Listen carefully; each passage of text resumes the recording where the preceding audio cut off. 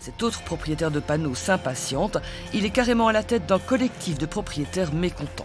Mais ce qui est difficile à comprendre, c'est d'abord tout, c'est qu'il y a eu clairement une politique en faveur de l'installation des panneaux photovoltaïques. Aujourd'hui, quelques années plus tard, on se retrouve finalement avec un réseau qui n'est pas capable d'absorber cette production. Du coup, les plaintes se multiplient et elles viennent d'un peu partout. C'est à un point tel que la SBL ne touche pas à mes certificats qui représentent des milliers de propriétaires de panneaux photovoltaïques s'est emparé du dossier. Il y a urgence car les propriétaires de panneaux désespèrent. Je paye pour finalement consommer l'électricité et pas pour en produire. Donc Brie-Prosumer, la SBL de défense et Prosumer appelle les 220 000 propriétaires de panneaux photovoltaïques à réaliser un cadastre des décrochages des panneaux photovoltaïques. Alors selon Brie-Prosumer, dans certains quartiers, même en février, des décrochages se sont produits. C'est évidemment pas le mois le plus lumineux. Le premier problème, c'est qu'il n'existe pas de cadastre de ces décrochages en Wallonie. Seules les plaintes sont comptabilisées. Selon Brie-Prosumer, de nombreux prosumers ne remarquent même pas en fait que leurs panneaux ne produisent pas comme ils devraient. Non seulement ils ne produisent rien, mais en plus, ils ont peut-être mis des appareils en marche, comme le lave-vaisselle, et ils vont devoir, c'est quand même incroyable, acheter leur courant alors qu'ils devraient avoir une bonne production, le soleil donne bien. Et donc certains quartiers pourraient même connaître des problèmes de surtension, des appareils qui cassent. Comme je disais, j'ai investi 11 000 € dans mon installation photovoltaïque parce que les prix de l'énergie sont trop élevés. J'ai fait cet investissement-là pour le climat, pour diminuer un petit peu ma facture. Et résultat des courses, en fait, je risque de devoir payer ces panneaux photovoltaïques et en plus de payer l'énergie que je consomme parce que l'énergie produite ne peut pas être absorbée par le réseau. C'est complètement fou. Il n'y a pas de véritable plan approfondi pour notre région pour répondre de manière structurelle à toute cette énergie qui est produite.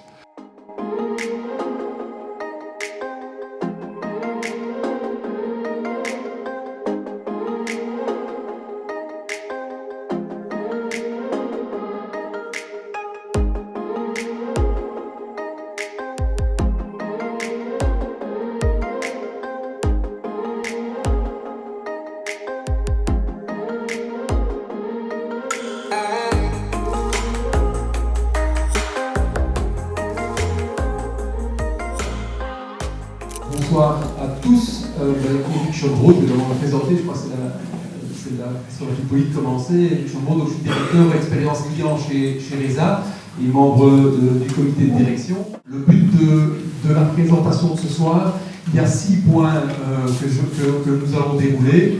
Les 3 premiers, je vais les prendre, c'est qui sommes-nous, pourquoi un tel projet, pourquoi vous, parce que c'est ça aussi, et on m'a dit que dans la salle, il y avait également des habitants juste en périphérie du projet pilote, donc c'est avec grand plaisir et vous comprendrez pourquoi on a défini la zone que l'on va vous présenter plus tard.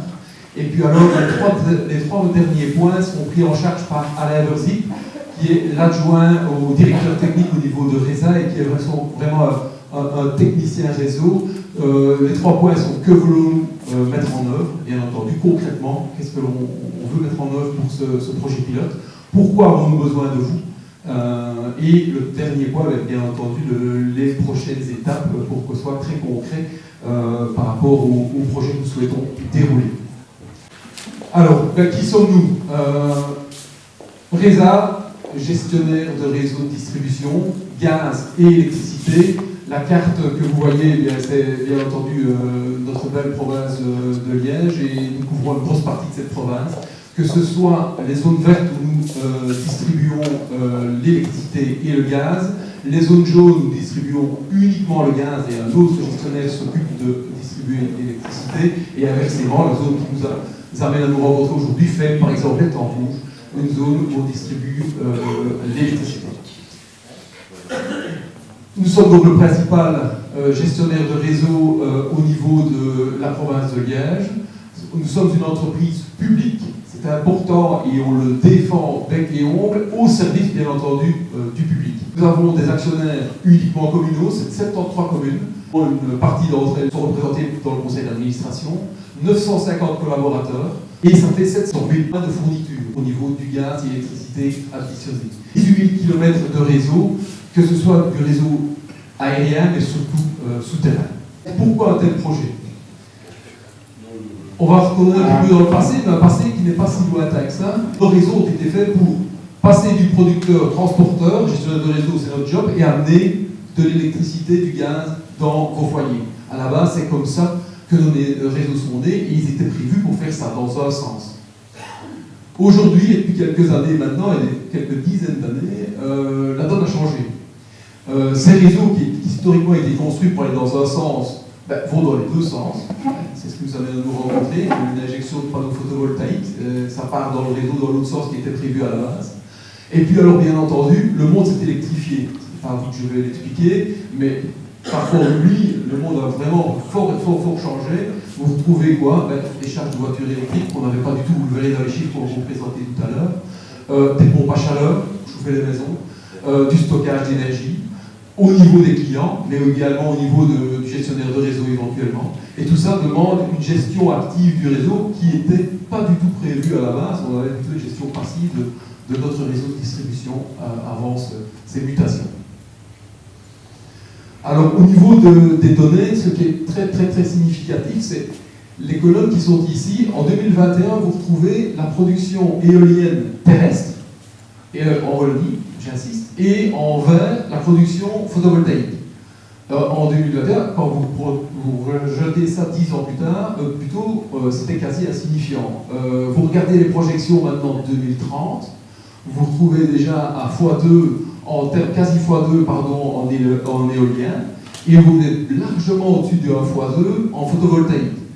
Quand on se projette en 2050, là, on est carrément à un indice quasi x7 par rapport au photovoltaïque et l'éolien qui continue à progresser. Donc ça veut dire que la puissance installée, elle a fait x5 en grosso modo 30 ans. Ça, c'est la réalité de notre réseau, de notre puissance au niveau du renouvelable en Wallonie.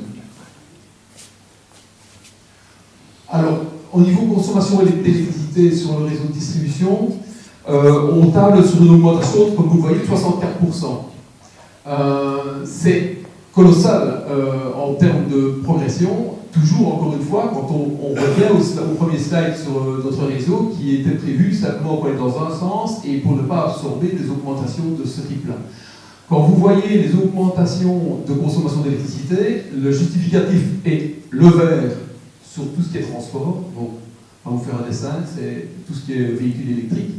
Vous retrouvez également le H-urée, qui est l'hydrogène, qui est l'énergie qui est pour l'instant pressentie et qui est travaillée beaucoup en Europe pour remplacer le gaz classique et qui se forme grâce à l'hydrolyse, donc avec de l'électricité. D'où consommation d'électricité qui va croître également. Donc retenez un chiffre, 64% d'augmentation de consommation au niveau de l'électricité. C'est des estimations, mais notre petit donne nous dit on pourrait être plus haut, mais à moins de vue, pas plus bas, comme on est parti là. Au niveau des plans d'investissement, le réseau en tant que tel demande chaque année, grosso modo, 80 millions d'euros par an pour entretenir le réseau si tout restait égal. Mais je viens de vous montrer que le monde change. On est sur un investissement, grosso modo, de 820 millions, qui est un montant non indexé jusqu'à 2050. Ce montant-là, c'est le montant estimé pour pouvoir absorber au niveau de nos réseaux les défis que vous venez de voir au niveau de la présentation. Ces montants-là ne sont pas du tout encore actés avec notre régulateur, qui est l'ACWA. C'est en discussion, mais c'est vraiment nécessaire pour tenir le niveau de service que nous devrons tenir par rapport aux consommations que vous venez de constater et aux productions éoliennes et photovoltaïques que nos réseaux vont devoir absorber. Alors pourquoi vous? RESA a reçu et traité sur la zone qu'on va vous présenter dans quelques minutes, des problèmes de tension sur cette zone-là, chute de tension et également, bien entendu, des décrochages au niveau des onduleurs. Une quinzaine de plaintes, donc 15 clients dans cette zone-là, sur une zone que l'on verra qui concerne grosso modo un peu plus de 200 clients dans le projet qu'on a défini. Le taux de pénétration des installations photovoltaïques dans cette zone-là, elle est un peu plus de 30%. Donc ça veut dire qu'il y a un client sur 3 dans la zone qui va vous être présenté qui a des panneaux photovoltaïques à l'heure actuelle sur son habitation. Cette configuration, elle est représentative pour un réseau comme le nôtre, et donc on a un panel, un terrain de jeu qui nous permet vraiment de pouvoir travailler et pouvoir avancer sur quelque chose de représentatif par rapport à un gestionnaire de réseau comme le nôtre. On n'a pas du tout découpé ça de manière géographique par rapport à un quartier, à un hameau, une rue. On a simplement, pour être très efficace, découpé la zone qu'on va vous présenter en tenant compte de notre réseau de distribution. Parce que le but, c'est justement d'agir sur ce réseau-là pour améliorer et solutionner les problèmes que vous constatez dans vos habitations. Donc, ne vous limitez pas à ça et pensez bien que la zone a été délimitée uniquement sur base de notre réseau de distribution. Et ce réseau concerné par la zone, ben, c'est 3 postes réseau, une cabine, 225 clients, je disais un peu plus de 200, c'est 225 clients plus précisément. À l'heure actuelle, dans cette zone-là, il y a 15 compteurs communicants installés sur les 225 clients. Et il y a 69 installations de panneaux photovoltaïques. Ben, je vous disais, c'est le fameux un peu plus de 30% de panneaux sur la zone ciblée. Voilà la zone en question. Donc là, vous retrouvez les cabines, les 3 points relais, Warnotte, Failly et Maronne, et la cabine qui se trouve rue Labia. Maintenant, juste un mot par rapport aux chiffres que l'on vient de voir en matière de compteurs communicants. Donc, il faut savoir que la base du déploiement est un décret, et RESA a commencé le déploiement de ces compteurs communicants en 2020. Aujourd'hui, fin d'année, on a posé environ 40 000 compteurs. À FEM, on a 6% à peu près de compteurs déjà installés. Ça correspond globalement à ce qu'on a pu déployer un peu partout. Mais le taux est quand même encore faible à 6%. Alors, que voulons nous mettre en œuvre? En réalité, le pilote qu'on met en œuvre à FEM, on a déjà testé sur une zone plus petite à Bénezet. Donc c'était uniquement un lotissement, il n'y avait qu'une cabine. Mais ça nous a permis de tester des algorithmes, donc les formules mathématiques qui vont permettre l'analyse des données. Donc ça avait déjà été une première fois réalisé. Dans la zone de Bénezet, le taux de panneaux photovoltaïques installés était de l'ordre de 33%, donc assez équivalent à ce qui se passe ici sur FEM. Et l'objectif du projet est de d'abord commencer à faire des mesures. Donc la première chose, c'est mettre des compteurs communicants. Ma collègue me disait, c'est comme chez le médecin. Quand on est malade, on va voir le médecin et il commence par prendre des paramètres. On mesure la tension, on mesure les pulsations, voilà. Quand on est à l'hôpital, on place un enregistreur, on fait du monitoring. Donc la première chose que nous faisons dans un pilote comme celui-là, c'est placer des compteurs. À partir du moment où nous disposons des données, alors on prend aussi les données de consommation et d'injection, mais il faut savoir que le compteur communicant nous donne aussi des informations sur la tension qu'il vous dessert. Donc, est-ce que la tension est haute, est-ce qu'elle est basse? Et donc on peut analyser ces tensions. Alors sur base de cette analyse, on va pouvoir établir ce qu'on appelle la topologie du réseau. Donc quel client est raccordé sur quel réseau? Et un réseau électrique, c'est constitué de 3 fils, et bien quel client est raccordé sur quel fil? À partir de là, on va pouvoir déterminer si la consommation tout au long de l'année ou si les injections tout au long de l'année sont bien équilibrées. Et si ce n'est pas le cas, eh bien en réalité, ça provoque des hausses de tension, des chutes de tension. Donc c'est ça le premier point au niveau de cette analyse, c'est de poser des compteurs, disposer de mesures et vérifier les écarts de tension vers le haut ou vers le bas. Donc c'est clair qu'on parle beaucoup de gens qui ont des panneaux avec des onduleurs qui décrochent, mais on peut avoir dans les périodes d'hiver des tensions qui sont trop basses qui provoquent aussi des perturbations. Donc l'analyse va porter dans les deux sens et sur tous les types de consommateurs. À partir de là, les algorithmes mathématiques vont nous proposer de faire des changements de raccordement des clients dans chacune des zones, de manière à ce que la consommation, mais aussi les injections, soient optimisées tout au long de l'année. Et donc, il faut des mesures pendant une période relativement longue, on verra tout à l'heure le timing du projet, parce qu'on doit s'inquiéter pas seulement des problèmes photovoltaïques en été et pas seulement des problèmes de surcharge en hiver, mais on doit intégrer la totalité. Il ne faudrait pas qu'en manipulant, en changeant les raccordements pour les panneaux photovoltaïques, on ait après des problèmes en hiver sur les consommations. Donc il faut une période de mesure relativement longue et on va alors pouvoir faire de l'équilibrage de réseau. À partir de là, on pourra aussi calculer dans le réseau quelle est la capacité maximale de panneaux qu'on pourra installer sans poser de problème à la clientèle. Alors tout ça c'est intéressant parce que par rapport aux chiffres que Eric a montré tout à l'heure, on parle de 820 millions d'investissements. C'est clair qu'avec tout ce qui nous attend, le déploiement des panneaux, l'arrivée des véhicules électriques, la conversion vers les systèmes de chauffage de type pompe à chaleur, à un moment donné, il faudra quand même investir dans les réseaux. Mais le but du pilote ici, c'est d'essayer d'optimiser le réseau tel qu'il est. C'est la première étape. Et si on n'arrive pas à solutionner les problèmes, il y aura une étape complémentaire par rapport à des investissements éventuellement à réaliser. Donc, à faire, on a pu régler les problèmes de tous les clients photovoltaïques, donc 35% qui existaient. C'est un petit schéma comme tout à l'heure. Donc, en fait, on voit la branche bleue, qui est une partie du réseau de ferme. Sur la branche bleue, on avait 35% de 33% de panneaux photovoltaïques. Après l'étude, on a fait de l'équilibrage de ce réseau. Et le potentiel, donc c'est pas ce qui est installé après l'étude, mais potentiellement, on peut aller installer beaucoup plus de panneaux avec une capacité supplémentaire de 42%.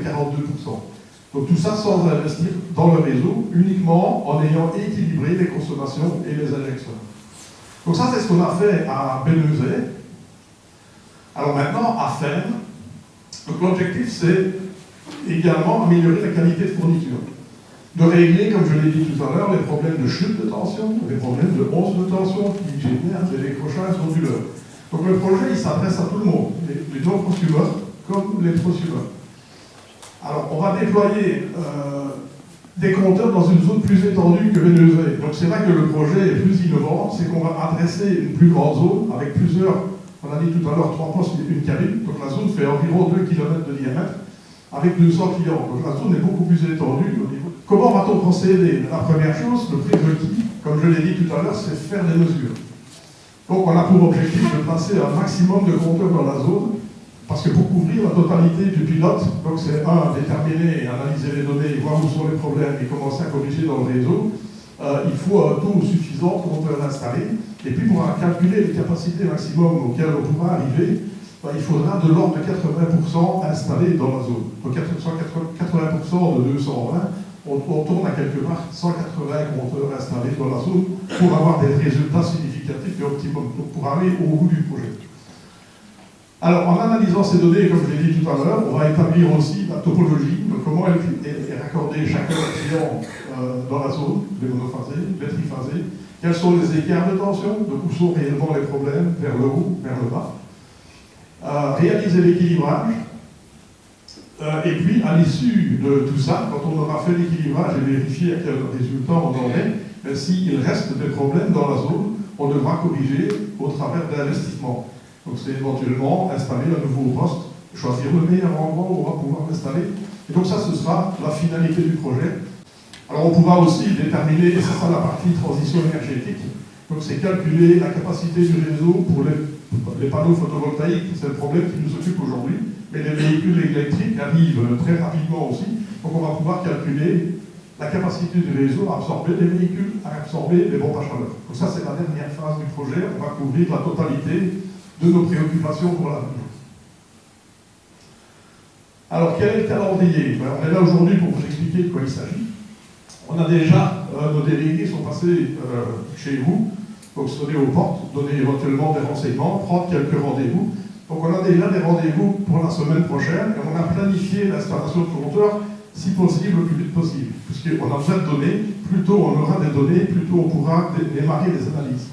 Donc on a prévu 3 semaines de placement de compteurs.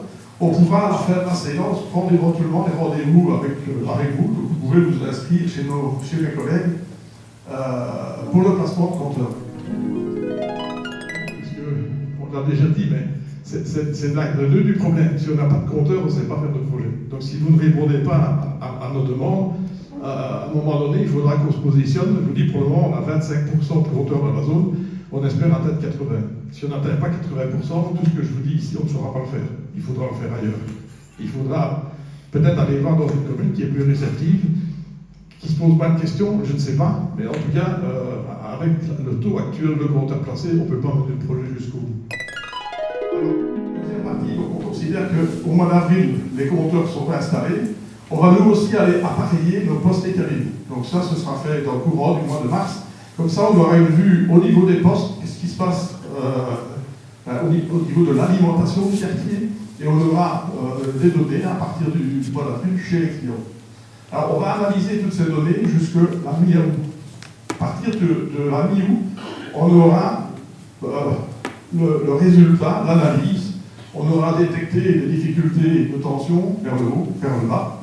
À partir de là, on pourra faire des recommandations à nos raccordeurs pour aller faire des modifications de raccordement dans les réseaux et pour équilibrer le réseau. Et puis, au début de l'année prochaine, on aura la totalité des résultats. Comme je l'ai dit tout à l'heure, si à un moment donné, on n'a pas réglé tous les problèmes dans la zone, on passera à la phase d'investissement. Alors, la phase d'investissement, ça consiste en quoi? À éventuellement renforcer le réseau, installer un nouveau point de transformation. Donc ça, c'est la globalité du projet. Donc, à fin d'année, on aura fait les interventions au niveau du réseau pour arriver à l'optimum du réseau sans investissement. L'étape suivante, c'est voir si on doit investir pour solutionner tout le problème. Alors, pourquoi avons-nous besoin de vous? Comme je l'ai dit, on doit placer des compteurs. Donc, on a parlé tout à l'heure de 80%, 180 compteurs installés dans la zone. C'est clair que si on a 30, 40, 50 installations sur un potentiel de clients de 220, le projet n'a pas de sens. La deuxième chose, c'est que RISA prend en charge la pose du compteur. Le compteur n'impose pas de passer une tarification particulière. Vous pouvez regarder notre tarif actuel.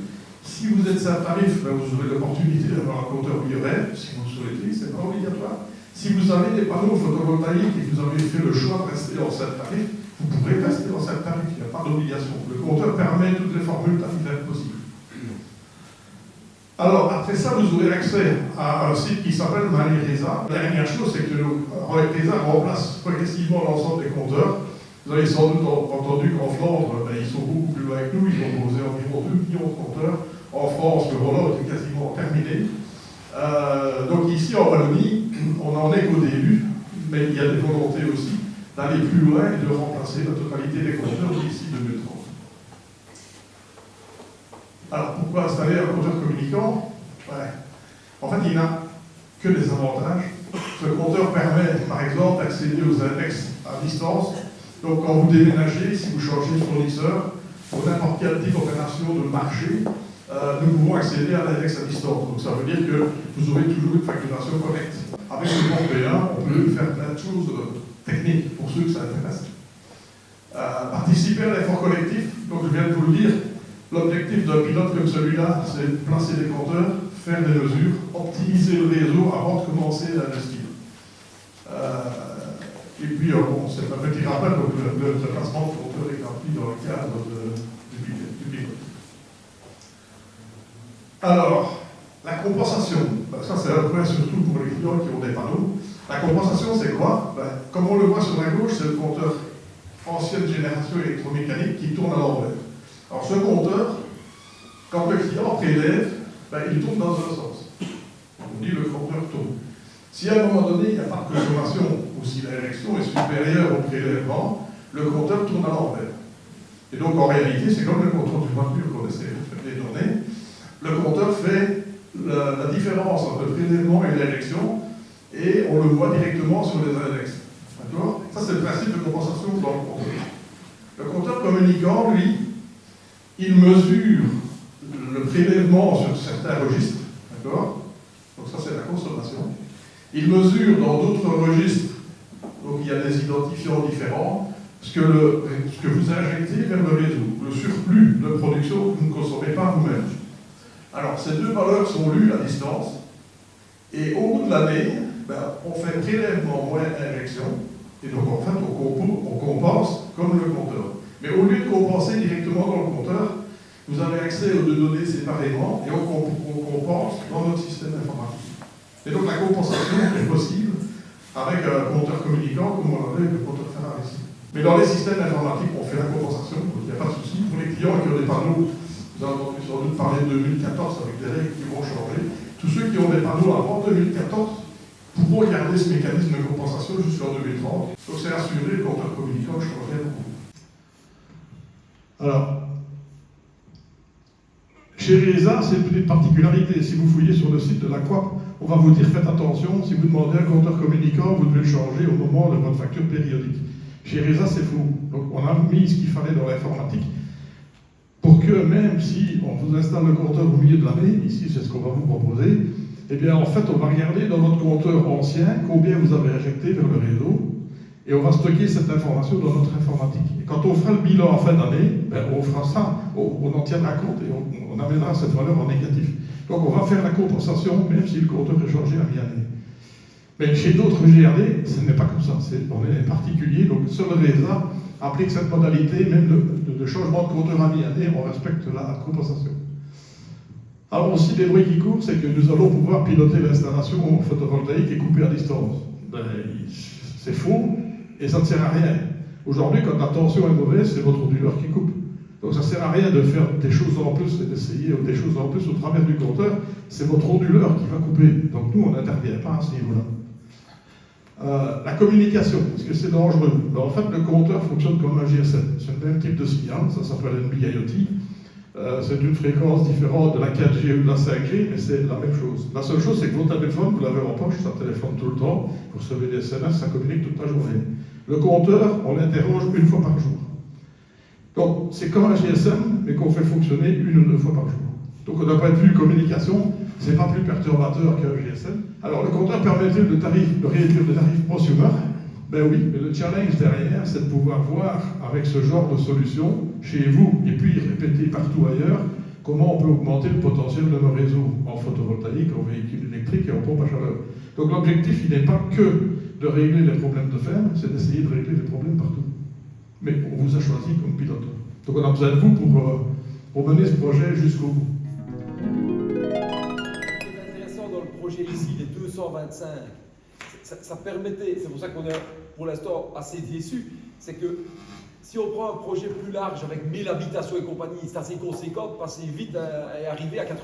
On dit tiens ici, on a un public cible de 225 bâtiments avec 30% de photovoltaïque, donc on va pouvoir faire un test assez rapidement. Et nous, on met les moyens, je le disais tout à l'heure, on en discutait, on avait pris la bande passante pour mettre les compteurs. Donc Alain disait, normalement les compteurs, ils auraient dû être mis déjà aujourd'hui, depuis 2 semaines. On avait réservé des techniciens. Et pour l'instant, on en a mis royalement 35 quoi, hein, par rapport à... On a un souci.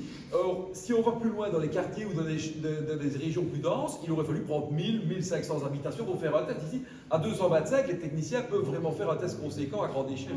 Ce qui est de nouveau important, parce que la dernière fois, on a eu aussi des réactions de clients qui disent oui, mais finalement, tout ça, c'est orienté prosumer. Mais c'est pas juste. Sur ce schéma-là, ce que j'essaye de montrer, c'est que les consommations des gens ne sont pas les mêmes, et donc le réseau est déséquilibré, et quand il y a des sous-tensions en hiver, les gens sont aussi ennuyés, et donc l'équilibrage qu'on essaye de faire en hiver, ben, c'est équilibrer au mieux les consommations des gens, et on s'inquiète en même temps, et c'est ça qui est compliqué, c'est de faire des modifications qui font que quand on a permuté les clients consommateurs et les prosumers, on n'inverse pas le problème. Donc l'algorithme, c'est mathématique, c'est compliqué, mais globalement, on essaie de choisir les clients optimaux qui vont équilibrer tant les prélèvements que les injections. C'est ça qui est un peu complexe à faire. Et je vous dis, on l'a fait à Ben avec beaucoup de succès. Quoi. Donc on règle les problèmes dans les deux sens. Et on a besoin, pour faire l'équilibrage, on a besoin de clients qui n'ont pas de panneaux, parce qu'eux aussi vont permettre d'équilibrer les courants. La remarque, c'est que la réalité d'aujourd'hui, malheureusement, dans le cadre de l'installation de panneaux solaires, n'est pas celle de demain. Et donc aujourd'hui ça va très bien. Moi j'ai fait une année 2019 record, j'ai fait 11-12 000 kW. L'année d'après j'en perdais 4 000 quoi. Et cette année j'en perds encore. Parce que finalement je suis complètement dépendant des gens en fait, qui installent au fur et à mesure. Donc tout le monde évidemment est content de cette situation et c'est logique parce que finalement on se dit on va pas réinstaller quelque chose si ça fonctionne. Le seul souci c'est que si on n'agit pas aujourd'hui, ben, finalement on se pénalise pour son propre futur en réalité. Et donc l'avantage d'avoir ce groupe pilote, finalement, bah, c'est aussi une zone qui permettra finalement d'être le plus up-to-date, enfin le plus à jour, et finalement d'avoir la meilleure réactivité, une réactivité qu'il n'y aurait jamais ailleurs en fait. Et ça, je pense que les gens, malheureusement, le public ici ne le comprend pas encore aujourd'hui. Et ça, c'est la difficulté aujourd'hui de ces réunions où finalement, bah, on n'arrive pas à faire comprendre. Maintenant, comme vous dites, il y a beaucoup de désinformation, il y a parfois aussi, à juste titre, il faut challenger, il ne faut pas nécessairement accepter tout ce qu'on dit, mais moi, ce que je ne comprends pas, c'est que finalement, on a une chance unique d'avoir quelque chose pilote. Une commune, finalement, sur le Bourgmestre, je ne sais pas combien d'habitants. 150. C'est rien du tout à l'échelle de la Belgique, voire même de la Wallonie et même à l'échelle de la Belgique. Finalement, on propose un super projet et finalement, il ne se passe rien. Et moi, c'est vrai que je ne comprends pas. Nous, ce qu'on attend maintenant, c'est dire, ok, j'accepte qu'on change mon compteur, on met le nouveau compteur.